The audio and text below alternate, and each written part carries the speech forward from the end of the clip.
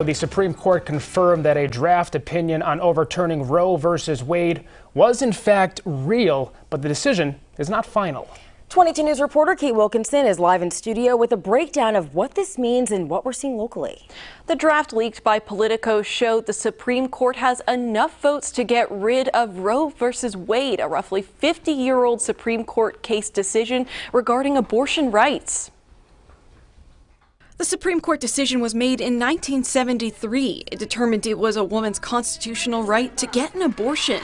However, if it were removed, it would not mean abortions would become illegal nationwide. The majority opinion draft, penned by Justice Samuel Alito, said the issue should be returned to, quote, the people's elected representatives. In a statement to 22 News, Massachusetts Citizens for Life said if the court's opinion holds, Massachusetts Citizens for Life will be very pleased that justices recognize that our Constitution does not imply or permit abortion on demand.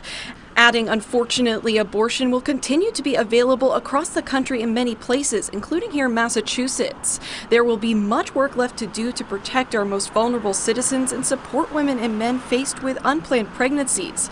However, the possibility the Supreme Court decision could go away was hard for Abby Knopp to hear, who got pregnant when she was 16. You know, I placed her with an adoptive family, but that was because I lived with my parents who were not approving of abortion. She said even with options like adoption and foster care available, she thinks it's important for people to have the right to choose. I didn't feel comfortable making a huge decision like that, but at least I had something like a choice, and that was super important.